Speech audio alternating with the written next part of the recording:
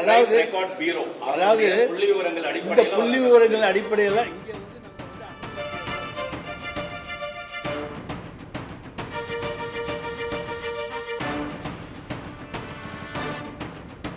இங்கே இருக்கக்கூடிய அனைவரும் நம்ம எல்லாரும் தமிழர்கள் என்கின்ற உணர்வோடு தான் இருக்கிறோமே தவிர இவர் தலித்தா தலித் இல்லையா, இவர் ஐயரா அல்லது முதலியாரா, இவர் முஸ்லீமா, இவர் கிறிஸ்டினா, அப்படியெல்லாம் பார்க்கின்ற மாநிலம் தமிழ்நாடு கிடையாது. இந்தியாவிலேயே அமைதி பூங்கா தமிழ்நாடு தான். எல்லாரையும் சகோதரர்களாக பாவிக்கின்ற இடம் தமிழ்நாடு தான். அவர் என்ன சொல்லியிருக்காருன்னா சார், தலித்துகள் மீதான தாக்குதல்கள் அதிகரித்திருக்கிறது. நேஷனல் கிரைம் ரெக்கார்ட் பியூரோ புள்ளி விவரப்படி 40% கடந்த 3 வருஷத்துல தலித்துகள் மீதான தாக்குதல் அதிகரிச்சிருக்குன்னு சொல்லியிருக்காரு.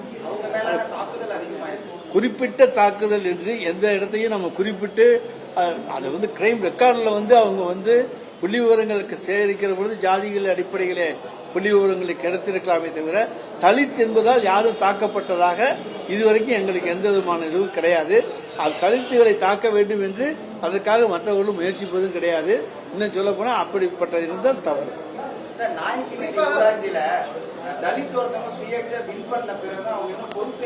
எங்க எங்க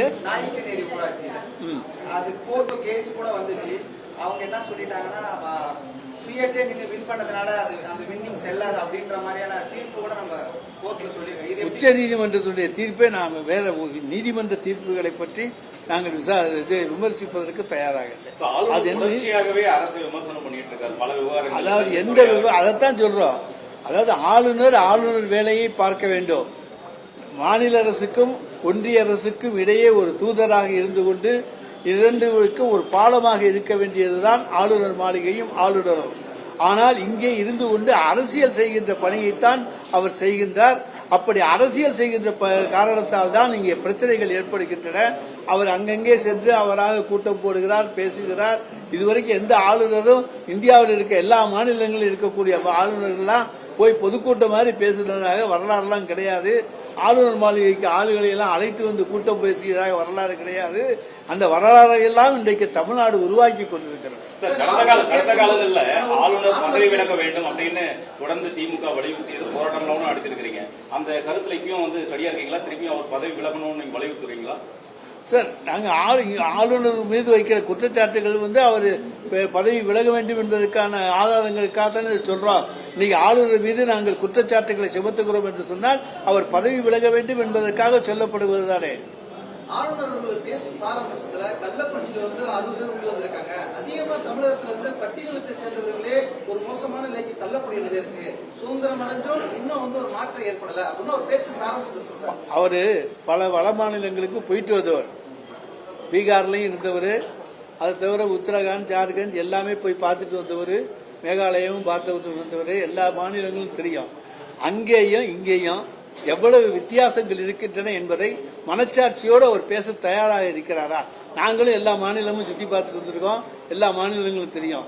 தமிழ்நாட்டை போல சகோதரத்துவத்தோடு நடத்தப்படுகிற ஒரு மாநிலம் இந்தியாவில் வேறு எதுவுமே கிடையாது.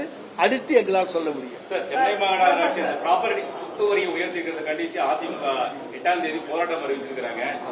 போராட்டம் அறிவித்தால் அந்த போராட்டத்தை சந்திப்போம். அதாவது சூழ்நிலைக்கு ஏற்றவாறு வரிகள் உயர்த்த வேண்டிய அவசியம் ஏற்படுகிறது. அதற்காக ஏற்றி இருக்கிறார்கள். அதை குறித்து அந்த துறை சார்பில் பார்த்துக் கொள்வாங்க. மதுவிலக்கு கொள்கையில மத்திய அரசு நடவடிக்கை எடுக்க வேண்டும் சொல்றீங்க. எல்லா மாநில அரசையும் கேட்டுட்டு அப்படி நம்ம கையில இருக்கக்கூடிய ப்ரொஹிபிஷனை மத்திய அரசு கையில கொடுக்கற மாதிரி அமைஞ்சிடாதா நீங்க சொல்றது?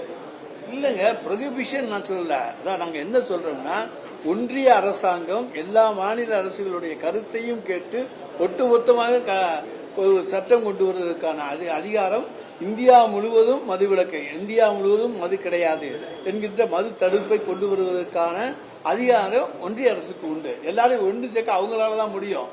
இது நம்ம கையில இருக்க அதிகாரத்தை கொடுக்கறதாக ஆகாது. சார், மது கடைகளுடைய எண்ணிக்கையை குறைக்கலாம்ல? குறைக்கப்படும் ஏற்கனவே நீங்க ஆட்சிக்கு வந்தப்போ சொன்னீங்க. இதுவரைக்கும் எவ்வளவு கடைகள்? ஒரு 500 கடைகள் குறைத்து உங்களுக்கு அறிவிப்பே தந்திருக்கோம். இதுவரைக்கும் 3 வருஷத்துல மொத்தமே 500 கடைகள் எனக்கு தெரிந்த வரைக்கும். அது தெரியாது மற்ற, ஏன்னா அந்த புள்ளி விவரங்கள் என்னிடமில்லை. எனக்கு தெரிந்த புள்ளி விவரப்படி 500 கடைகளுக்கு மேல் குறைக்கப்பட்டிருக்கின்றன. 2 தடவைகள் குறைக்கப்பட்டிருக்கின்றன என்று பாதிக்கு பாதியாவது மதுக்கடைகள் மூடப்படுமா சார்? ஏன்னா 500 கடை சொல்றீங்க, மதுவிலக்கு அமல்படுத்தவும் சொல்லிட்டு கடந்த எதிர்கட்சியா இருக்கும்போது கூறும்போது பாதிக்கு பாதி கடைகளாவது இந்த முறை நாங்க மூடுவோம் அப்படின்னு உத்தரவாதம் கொடுக்க முடியுமா சார்? பாதிக்கு பாதி மூடினாலும் இதே மாதிரி தான் போய் மது அருந்துபவர்கள் அங்கே இறந்துதான் செய்வாங்க. அதனால பூரண மதுவிலக்கு தான் சாத்தியமே தவிர பாதியை மூடுங்க பாதியை திறந்துக்கங்கன்னு சொன்னா நீ வந்து இன்னும் இங்க இருக்கிற 1 கிலோமீட்டர் தள்ளி போய் குடின்னு சொல்றா போல அர்த்தம்.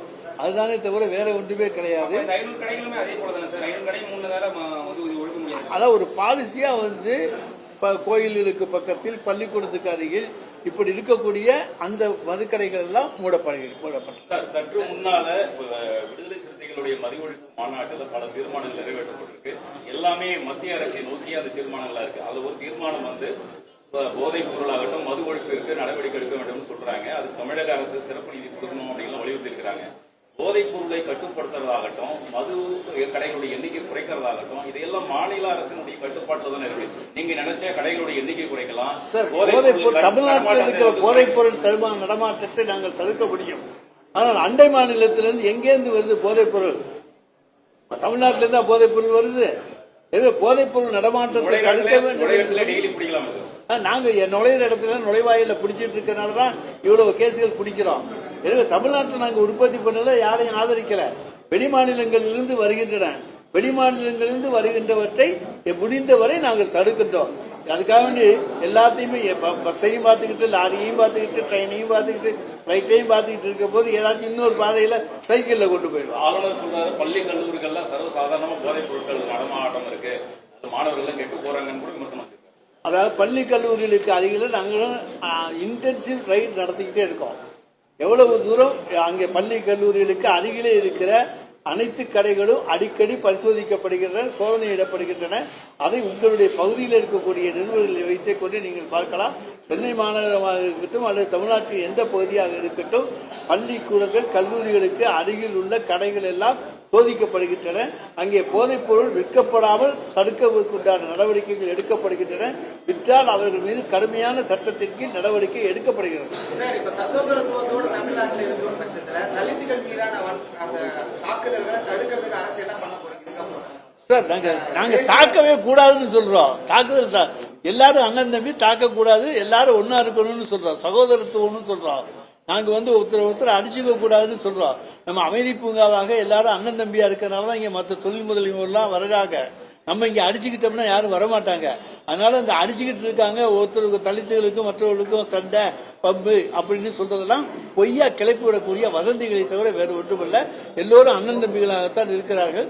இதுக்காக எங்கேயாச்சும் 1-2 இடத்துல சம்பவங்கள் இருந்தால் அது உடனடியாக தடுக்கப்படுகிறது.